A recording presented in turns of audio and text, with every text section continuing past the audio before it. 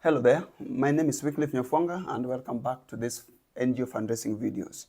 Now let's get the elephant in the room. I'm a new NGO, where do we start? Because that is the question that most often comes up whenever you're engaging organizations. I am a new NGO, where do we start fundraising?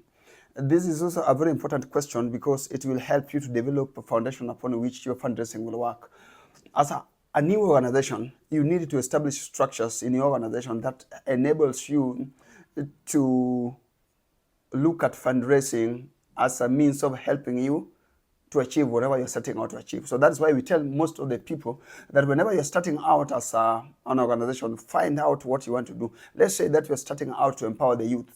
So in community X, you must be able to understand the local dynamics in community X in terms of data, how many youths are there, what do they do for a living, what is the gender aggregation, and what is the age. You get those data. Once you've gathered those data, then you look at the economic dynamics. What do they do for a living? Whom do they interact with? What are the social evils that they get into outside the livelihood creation activities that they would have gotten into had they found opportunities? Once you get this kind of information, it is easy for you now to engage a donor because you have accurate information. You can reach out to any donor and tell them that I am so-and-so from this community. This is the economic status of youth in this community. These are the gap and these are the consequences, and this is what we want to do. This is what we want to achieve. So before you begin, please ensure that you have all the necessary data and information that you need before you set out to change your community. You don't have to do a very expensive research.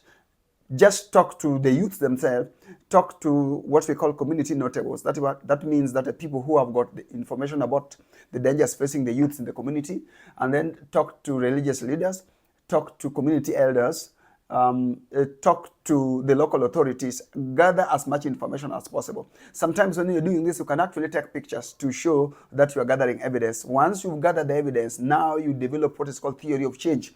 What do I want to achieve? How do I want to achieve it? And what are the change pathways? You develop that structure properly. Now then we move to the next step. Whom do we go to? For the most part, when you want to change people in the community, for example, young people, you can start with the mentorship, just talking to them. This is a low budget approach, but it gives you a portfolio.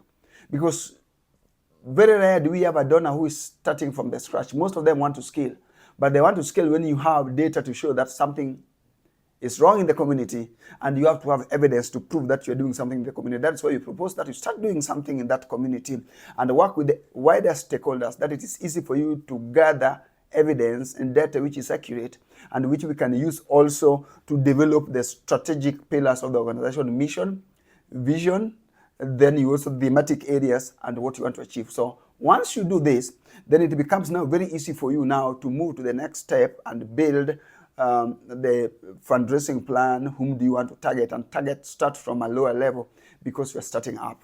So get those facts together, put your house in order, gather the necessary evidence, do what is called acquisition of information that will make you one up over others in terms of the information you have in your community. Once you're done with that, then you can check my other videos. Now it tells you whom do you go to, how do you acquire the resources, and ultimately you will get the resources to help you change your community. Number one,